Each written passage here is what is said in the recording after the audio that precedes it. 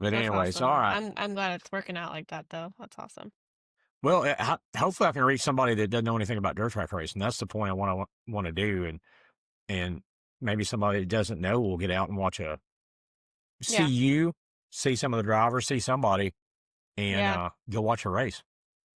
Yeah. Maybe. I think that's always the goal. Like for me, I love the sport and I want it to stay around and the only way that happens is by having race fans, and Yeah. I think it's more common in the older generation and there's been so many times I've taken new people to racetracks and I'm like this is so cool. I had no idea in their hometown, I've taken to a track where they Yeah. live and they're like, I never knew this was a thing, I'm like, oh, well, it Yeah. absolutely is. Like keep coming back because like that's what keeps the sport alive and that's something I'm very adamant about, like with the social media and stuff, that's what I want. I want people to be interested. I want them to be engaged. It's getting to actually know these people that put this sport together and, the guys that compete in it, the people that, Right. the crews, and the staff and the officials, I think it's so important because when you can make something relatable, that's what keeps people engaged. Yeah. So And a good social it's media always my game goal. really helps in this Yeah. day and age. I mean, it Yeah. really does. Back in the old days, it was racing papers. Hmm. People got racing papers in the mail. I mean, Yeah. so those days are gone. Everybody's on their phone. Yeah. Everybody's on social media, and that's one of the reasons that I got to be a fan of yours is because your social media game's really good. And you got really cool sprint car stuff going on. And I don't know a lot about sprint cars. I don't. And that's Okay. one of the reasons that I'm excited to have you on here. I just, I think maybe 3 times this year I've got to see them, um, Okay. which is odd because I'm in Oklahoma, which is pretty big sprint car country. Right. Right. But I'm just a full body, uh, fan. I have been. It's just how I Which was is raised. not big So out here, like any late model racing I watch is everything back there on flow and there's some yeah, cool races and eventually like I do want to make it out and see a late model show in person because out here, I mean there are some late models, you get a field of like 8 cars. So they're yeah, more like a time filler, throughout the show, not so much the main event. It's the always, main show. sprint cars. Yeah. I ran into that for the first time at Texas Motor Speedway, dirt track. Mm, I think weekend before last. Power Eye. They were they were the main attraction. They're 410 yeah. sprints, and that is the first time Yeah. I've seen late models be the last part of the show. Mhm. Usually The they're the highlight, yeah. show. Yeah, Mhm. and that was the first time I saw 410 sprints, and they're freaking awesome. I They're dope. I Did you mean, you got to go in person? oh yeah, yeah. Yeah. I got to No, they're talk to. I got to awesome. actually interview some um like Reese Moran. I got to Okay. talk to him. The guy that just changed teams. Hank Davis. Hank Mhm. Davis. I got to interview him. And and there was a girl driver there too. She was from Okay. Missouri, so that was pretty cool. Oh, very Um, cool. being a girl dad and a girl grandpa, that's why I like to do this. I like to Yeah. try to highlight girls in the sport because you know my granddaughter, she's I don't know 3 months old now, but a couple of years I'm gonna Get her in have her in something. a go kart or something, right? Yeah, absolutely.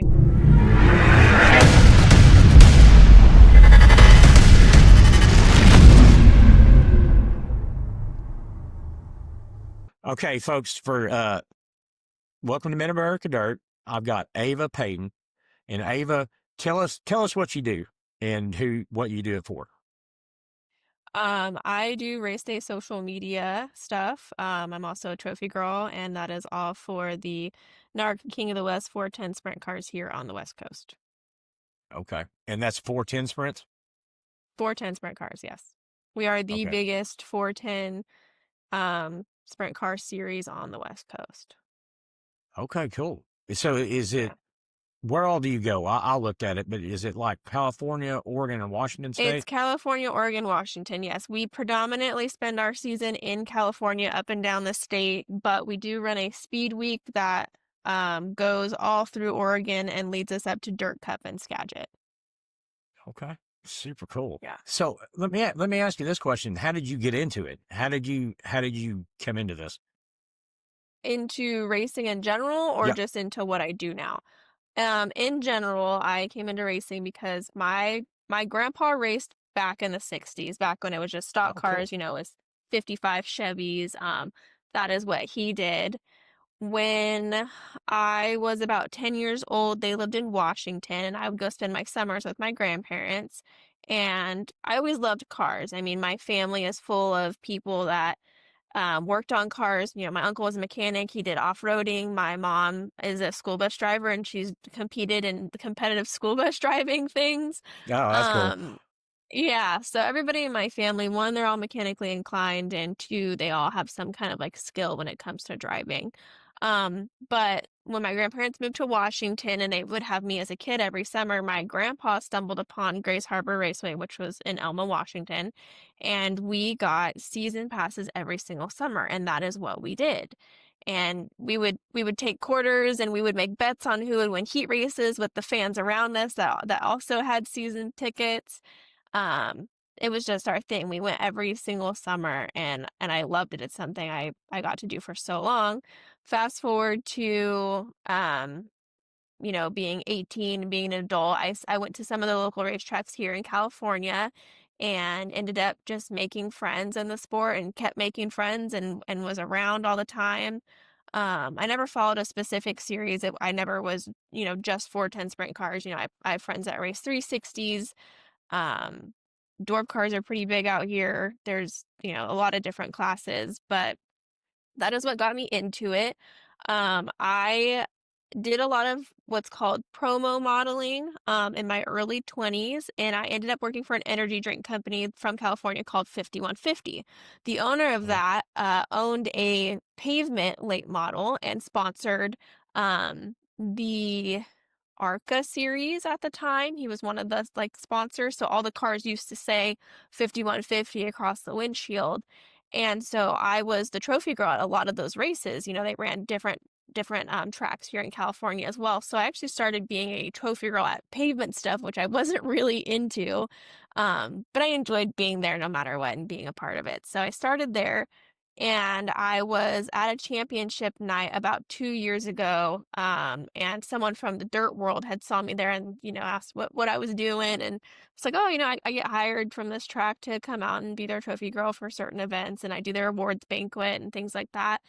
And so they asked if I wanted to step over into the dirt world and do some of the social media marketing. I did infield interviewing at that time. I announced qualifying Oh, at that cool. time for the USAC Western States Midget Series. And then fast forward to the beginning of this year, I get a call from Jim Allen, which is the person that was running the series I work for now, NARC. He reached out to me and, told me about he that he really wanted to get younger people in the series, working for the series to bring a younger group and Sure. insight with social media and all that stuff. So he asked if that's something I would be interested in. I wouldn't be doing um what I was doing prior to, like I wouldn't be on the mic or anything like that this season. So it was more so doing the social media, but still being on the social media, having a social media presence with the series, and then also being a trophy girl. So I said absolutely. I was definitely more interested in being around sprint cars.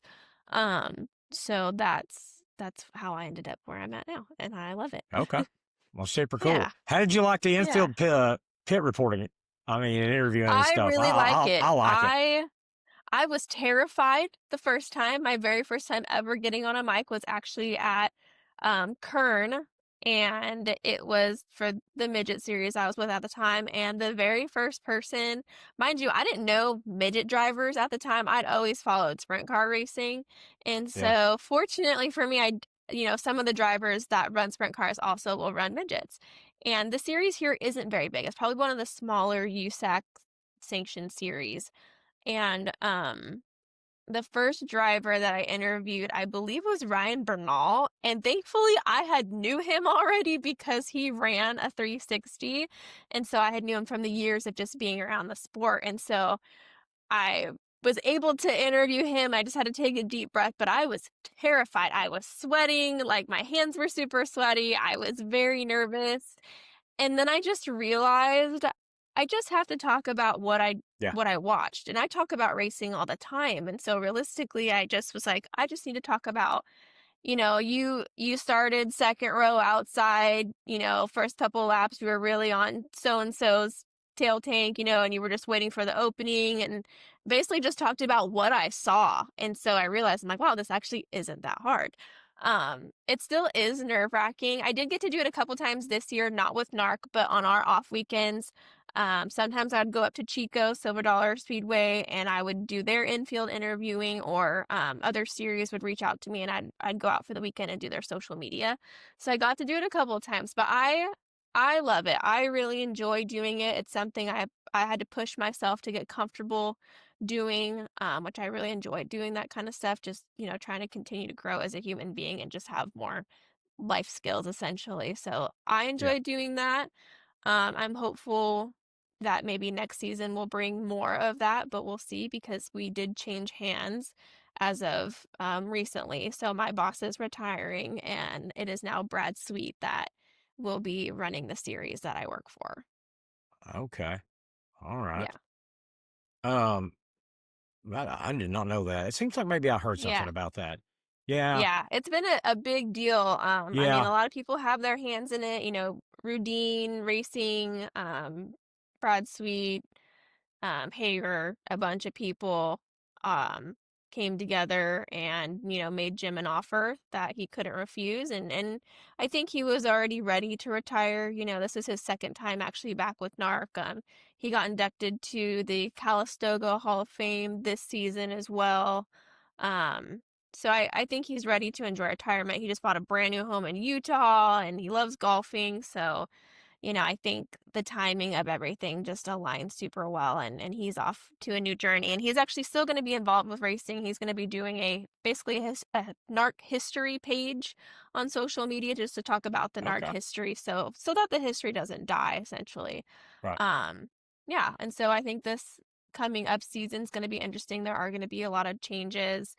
Um, None of us have exact answers yet of what it's going to look like. I haven't even had formal conversations yet either of what it's going to look like for me. I'm just hopeful for all good things, and obviously super grateful if I continue to get to be a part of it. Yeah.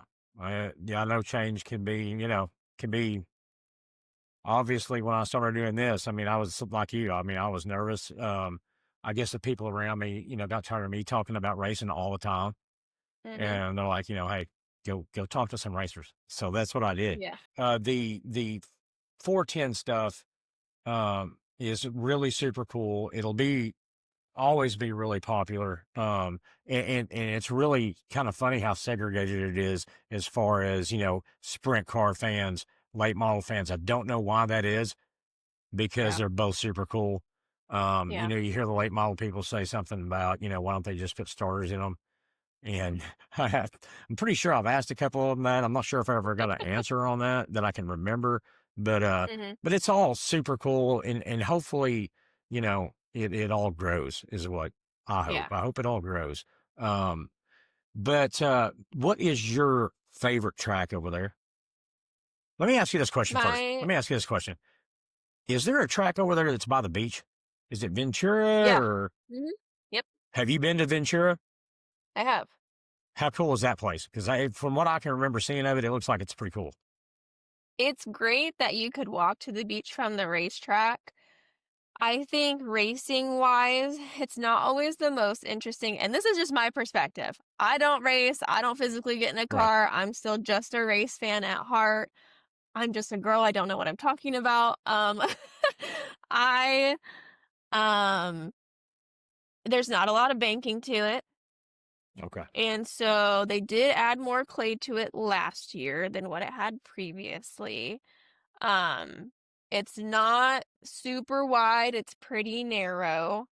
Um, it's interesting. It's different. It's not my favorite racetrack. It's not the worst racetrack by any means, but it's not very banked. It's pretty flat. It puts on a good race every year for Turkey Night, which will be Thanksgiving weekend. Oh, Um, cool. And yeah, I went down there last year for it for the first time, and I'll be down there this year for it as well. But so What are they? What are they? they run midgets with Oh, okay. USAC, and then they'll run non-wing 360 sprint cars, and that series is USCS, so they pair together. And I've only ever seen a non-wing and midgets on that racetrack. There, I've never seen a wing car Okay. on there before. I don't even know if that's a thing there. Maybe it was in the past. I'm not actually really sure. But it's really big for non-wing and midgets. And it is interesting, the racing there isn't bad by any means, but it's not like, oh my gosh, it's gonna knock your socks off. It's Right. it's not one of those. It's not a racetrack that's, on the fence or anything like that. No one's throwing super crazy sliders on each other there. Every once in a great while, it'll be follow the leader around the bottom for the majority of the night, and then slowly, the cushion will build up and the racetrack will widen up.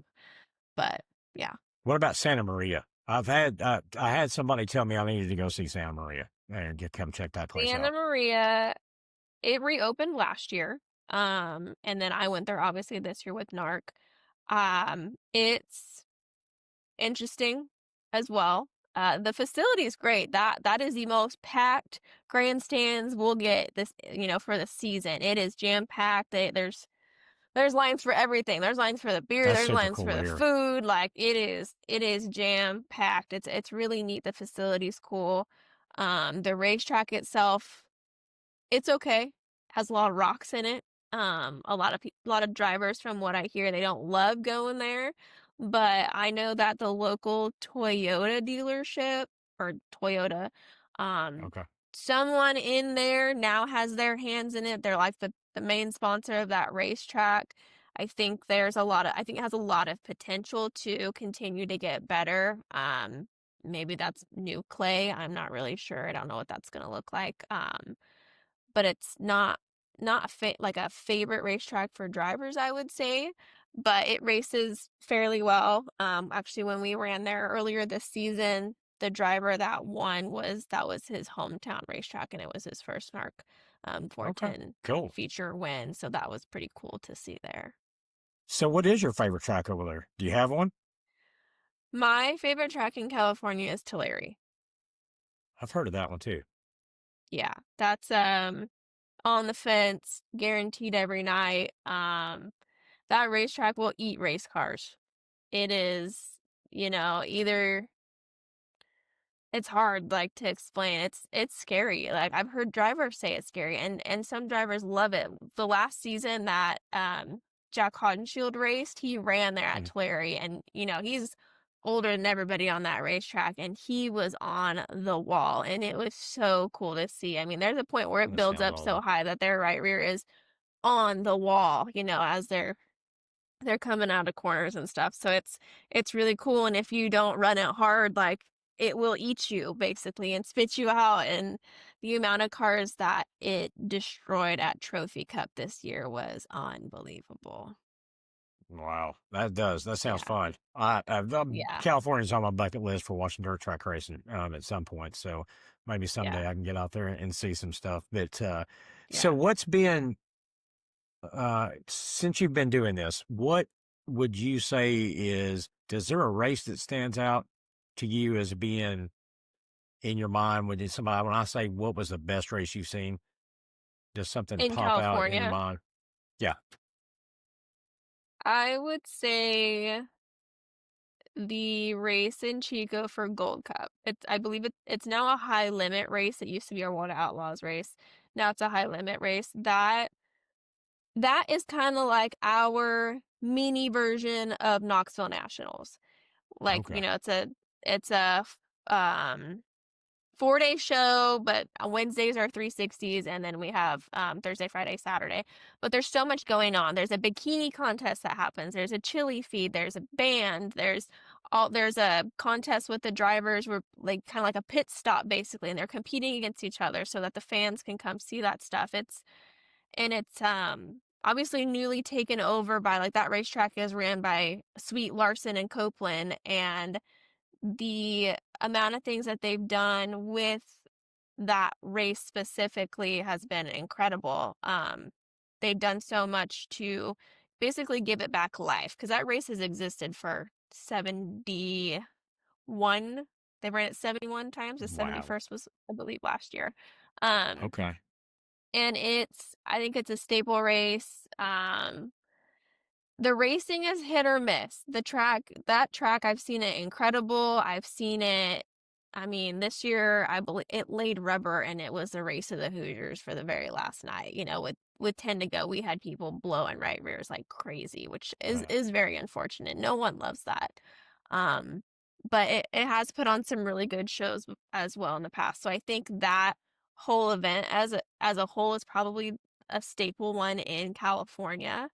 Like I said, not just the racing, but also the fan interaction stuff that they have is really cool. yeah, that sounds fun. It really does. Yeah. Um, People camp, they how do golf cart stuff. really? Yeah, you can Yeah, decorate your golf cart like the best golf cart. They have a golf cart parade. It's a whole thing. cool. Yeah, that does sound that sounds fun. Let me ask you this question: how's the crowds out there? Do you have pretty good crowds out there, or is it like everywhere else? It's It's spotty. hit and miss. It's spotty, I would say, depending on the event. I mean, we go to a racetrack that are some of them are like obviously in some not great areas and they don't always get the best crowds.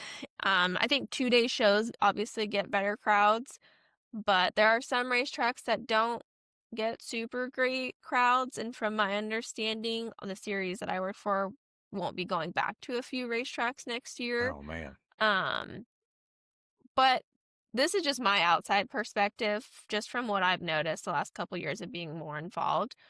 I don't think racetracks locally promote enough. And I don't know if they don't want the expense of it. I don't know if they don't want to do the footwork of it. I don't actually know. I've never asked anybody, but just my own opinion, I feel like that should be a thing. You should locally promote in that town or surrounding Yeah. areas. I don't know, be old school. Put a freaking flyer out. I don't know. I don't have the answer, but I don't think the sport, I don't think dirt track racing gets promoted enough. I agree with you. And I mean, you run a really good social media game. I mean, I do a lot of social media. So maybe for us, the amount of social media that we do, yeah, I kind of, I know what you're saying. It's like they're not doing enough, right? Yeah. Hmm. Um, you could, or maybe not that they're doing enough. They could do more. Right. More could be done. Yes. Um, because I mean, I don't know about you, but I work my butt off on social media. I mean, Yeah. it's man, I don't know how many clips I put out a day. Of course, like with your interview, I'll put out probably 3 to 4 clips on 3 to 4 platforms. And I Yeah. mean, that takes time. You know what I mean? Hmm. And there's a lot of work involved, and I'm just not. I see that I do that. You do a lot, so maybe that's how you're seeing it. But I see where you're Yeah. coming from on that. I Yeah. do. Yeah, I It's just feel just like, especially more can be locally, done. they can do more. It's weird to me to meet people in these towns that these racetracks are at, and they have no idea. They don't even No know that idea that's there's a a track thing. there. Yeah, Yeah, no, I mean, they're like, oh yeah, there's a fairground, cool, but it's like they don't realize there's a racetrack there. They don't know yeah, what dirt track racing even is, and I think that's mind blowing. You would think that these promoters want to fill their stands, because that's yes, essentially where, again, fans. The sport is a fan funded thing. yes, So you would think yes, that those people would want more fans to come in. Yeah, I don't know. I think more could yeah. be done. I think more footwork could be done, but I think that these promoters have to want to do that. It's funny that you say that. I was just talking to before we started this interview. I was talking to um, a guy that started a series over here in my part of the world, and I said the same thing. Almost the same thing. I said they're not getting enough boots on the ground and Yeah. doing it and working hard. I don't know. Mhm. Maybe they don't have time. I don't know. But if they don't have time, somebody needs to have time to do it. Yeah. You Yeah. got to. I I mean, you got agree. to have the fans. The sponsors want fans to see Yeah. their advertising. That's the point. It's just all Mhm. fan and advertising, driven. Yeah. And then, Absolutely. yeah. There's Yeah, one more hard racetrack work. I went to this season that I had never been to this year, which was Skagit Speedway up in Washington. And that racetrack does really, really well at promoting. They do put boots on the ground. They interact in the town. When they have big shows, when we went up there for Dirt Cup, they have their media people go into local businesses, come find us, get free tickets, come do this, come do that. They put on a golf tournament. And that is like every big race there, they do so well at locally promoting. I think that they are a good blueprint for doing that, and I wish other promoters and racetracks would kind of take a page out of that book and see what they're Yeah. doing and realizing that it works. That racetrack is a big facility. Those grandstands are massive, and it was pretty packed the whole time we were there. And we were fighting weather the whole time. We were racing, between the weather, trying to beat the weather, and even with that, the race fans still showed up. So that speaks volumes about the effort that they're putting out. Yeah, how good does it make you feel to walk into a place that's got packed grandstands like that? I Oh, mean, it it's just makes you feel awesome. good. It really Yeah, does. it's really cool. Um, It is. and you're right. I mean, they're not all doing that. There are some that do a really Right. good job. I mean, Yeah. I've seen at least a couple this year, but I mean, you know, Yeah. some probably aren't. And and I don't know, but it does make you feel really good. I went to the Dream Race at Eldora. That race, I mean, of course, it's packed. It was Mhm. great. That was a super fun time. But then I went to a little track in Northeast Arkansas that everybody kept telling me had packed grandstands. Like Mhm. they're like every week, weekly races, it's Yeah. packed. I'm like, Yeah. okay, I'm gonna go check this out. So I went down there. It's called Crowley's Ridge.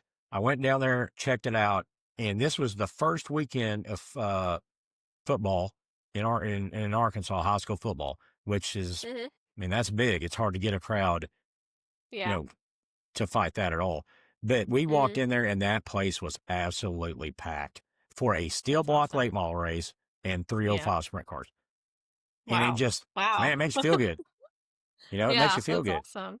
Yeah, Um, I agree. There's nothing like it. That's one thing I love about, I go to Iowa every year for the Knoxville Nationals, and that town, I mean, it's a small town. I lived in Iowa for a brief moment. I went to college out there, and I went and checked out a couple of the local races when I was in town, and it's a massive facility and it's a tiny it town. The is. biggest thing there is the racetrack, and I went for nationals, and it is incredible. It is so cool to be surrounded in a small town that is packed. There is not an inch of that town that doesn't have a race fan on it, and the energy there, and everyone there is because they love the sport that you love, and it's so cool. And you have all the vendors, and obviously the food there is crazy.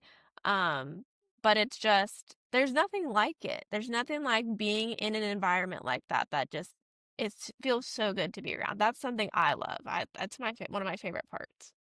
Yeah, I've been there. Not to the Knoxville, not to the sprint car stuff. I hear I need to go to that. I do want to check that out, but I went to the late model nationals. It's a Mhm. little bit different than what you're talking Yeah. about, but I know Yeah. what you're talking about. Right in the middle of that little town, it almost looks like a college football stadium. I mean, when Yeah. you're coming up to it, I mean, it's massive, Mhm. right in the middle of It's town. massive. Yep. And apparently, late models aren't as popular there as sprint cars, but No, not it was as still really popular. cool. It's a cool place.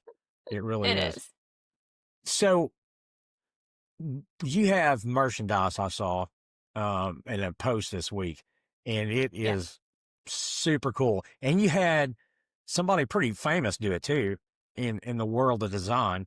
I Yeah. actually asked that dude to design something for me earlier this year, and he told me he didn't have time. But Yeah. it's super cool. Yeah. Do you have an example of that with you, or I'll I put a picture on here don't. so people can see it. Okay. Yeah, I don't have it with me. Yeah, Braden over at Fast Time Studios is incredibly talented.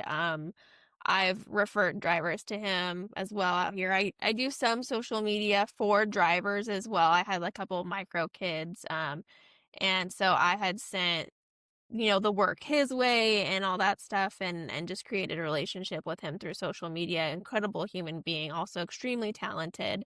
And I feel very, very fortunate that he came up with something like that. Um, Yeah. and it was it was one of those things where it was a I appreciate what you do for the sport. I see you, we're grateful for what you do and the passion that you have. And so, this is something that I think would be really cool to do. And something that's happened a lot this season that I never could have imagined was once I got on with NARC and started doing their stuff, I would travel obviously to like Iowa for different racing things. And the amount of race fans that have come up to me this season to take pictures and get autographs is unbelievable. That's And super cool.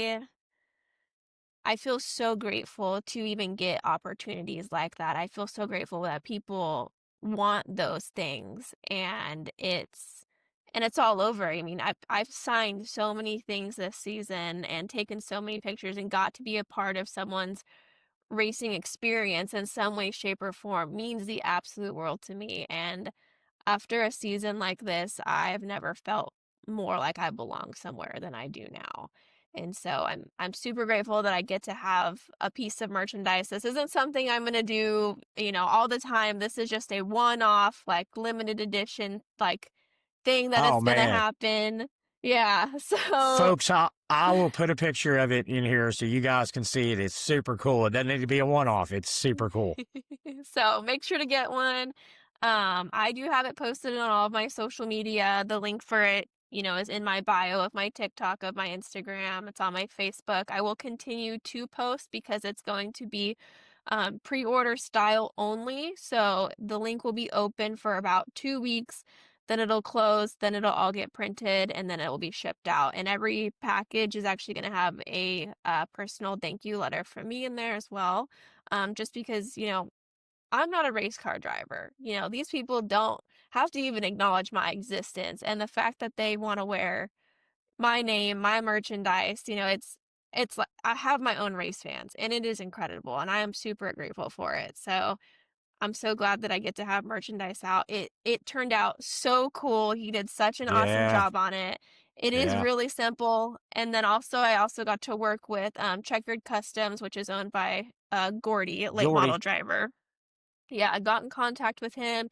He's been great to work with. He's made it very simple because I had no idea. I was like, I've never done merch. I don't really know how to do this. He's like, don't worry about it.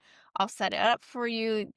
This is how this goes, this, and this. And they both have been so incredible through the process. And I'm super grateful that they Yeah. were open to helping me do this project. And so far it's been good. I touched base with him this morning and I was like, oh, like how did it go yesterday for the first day just because I was curious and it's going good. He goes, you did good for your first day. So I'm excited. So we have 2 weeks in total to get all the orders together.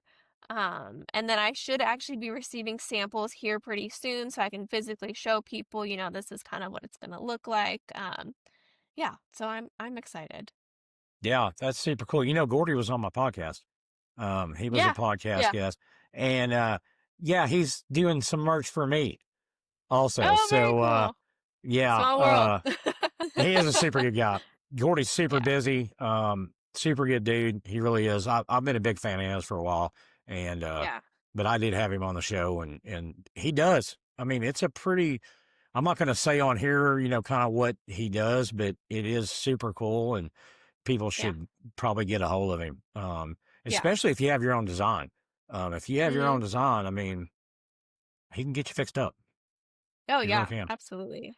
Like I said, for he's sure. made this process even easier for me, coming from someone that had no idea how to even push. The thing was, is I didn't want to sit on product. I didn't want to Yeah. basically like hoping and praying, if I go Yes. buy this merch in bulk and whatever it may be, I don't want to sit on all that and hope that it's going to sell. And then And then eventually, have to say I ship have it out and all that. Yes, Yeah. exactly. So it's nice that the option to do a pre-sale, have a small website of, hey, these are the options. I want to say we did 4 colors. We did black, tan, green, and blue, I believe. And Okay.